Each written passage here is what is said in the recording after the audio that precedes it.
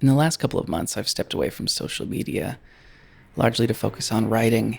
And in the first month, I was sharing some of what I was doing. But in the second month, I stopped. And all of my creative work has been private.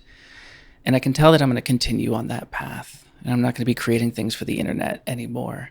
And I wanted to talk a little bit about why. The short answer is that there is a voice inside of me, very loudly saying that I need to prepare for my death, which is scary. The longer answer is essentially a story. For the past couple of months, I've just been focusing on poetry. For whatever reason, that's the only thing that's compelled me creatively. So that's what I've been doing. And with that comes buying books on form, essays from other poets, books about the lives of poets. And one common thread I've found that runs through all of them is a sort of mystical truth that they're trying to pursue and get at. And that aligned very much with me and what I've always kind of felt. And so I could tell that I was on the right path. And so I felt no guilt about abandoning other art forms that I had put a lot of work into in the past and just focused on writing for a while. But after about 6 weeks of that or so, I began to become obsessed with the idea of fairy tales, which has been a long-standing interest of mine. I think if you look through a lot of my creative work, you'll see there's sort of fairy tale adaptations or original fairy tales and things like that. But one of the things that always bothered me about fairy tales was the fact that they didn't make sense.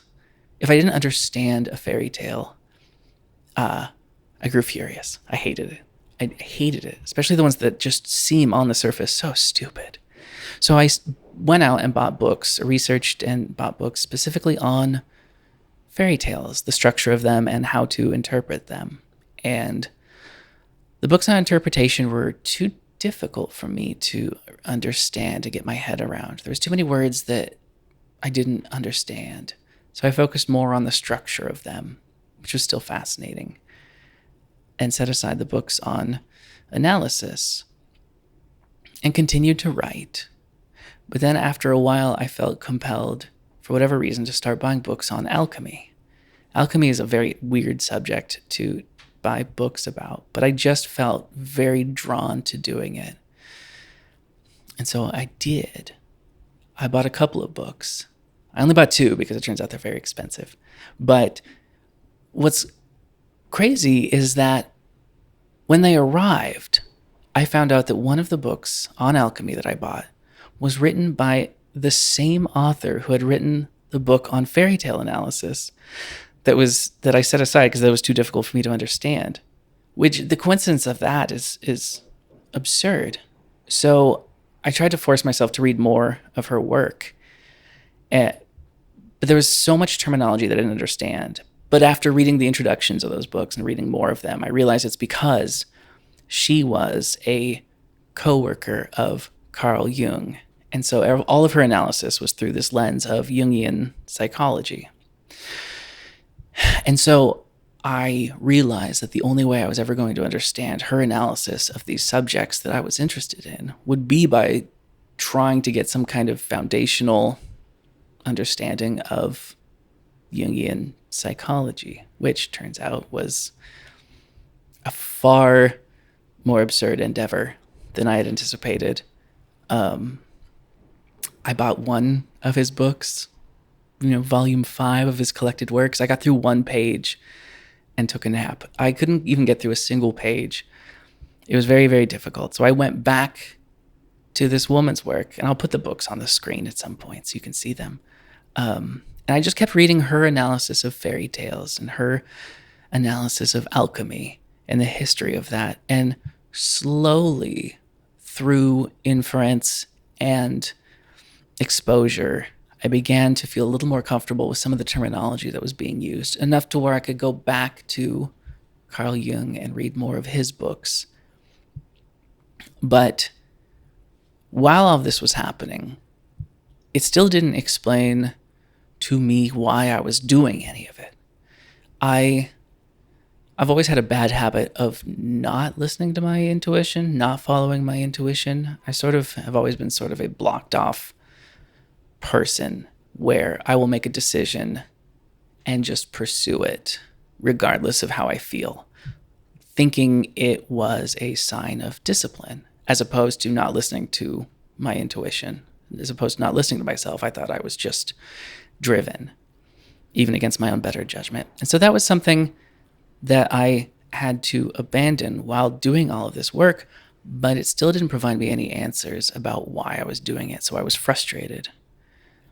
And part of this whole Jungian psychology thing I started to realize was this idea of becoming a whole person by identifying the different aspects of yourself and communicating with them in a way and bring them all together. And I'm not anywhere near ready to start talking about my thoughts on that because I'm still just starting to read it. But one thing I did do was try to talk to myself in the quiet and see if I could get a response from myself. And the voice, when I asked what the purpose of all of this was, the voice that came out said, "You need to prepare for your death," which was probably one of the scariest things I had ever heard. And so I asked, "Am I going to die soon?" And the voice said, "Not really. You are just really not prepared to die, and you are going to die." And that was such a weird experience. It was such a weird moment that I knew that I had to shift everything and pursue this. And that's what I've been doing.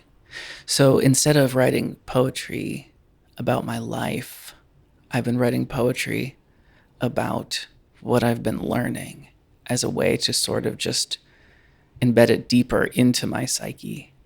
So all of my creative work has been largely to help me figure out what it is I'm supposed to be learning. And none of it's really meant for the internet. I spent 7-8 years creating things and putting it online, cartoons and songs and stories and things like that. But I think this is it. And that's not to say I'm not going to put things out into the world at a later time, or make videos like this one where I at least talk about what I'm working on or talking about what I'm thinking, or, go over things like that. But no more, motherfucker.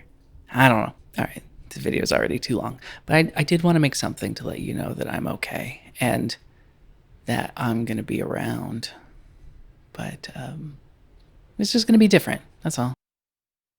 Anyway, thank you. There. Yeah, you got it. You got it. Got to...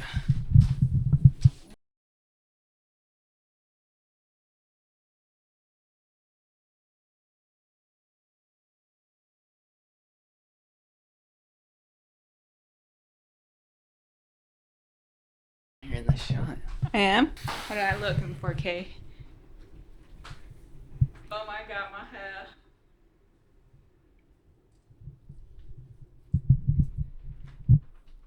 Hello, hello, hello. There's the camera. Hi, camera. How are you? Hi, camera. Hi. Nothing else to say. Shane Curry is my boyfriend, and I love him very much. And I'm trying to convince him to spend the rest of his life with me, but he is going through issues of the eternal soul. Is it commitment problems? We'll see.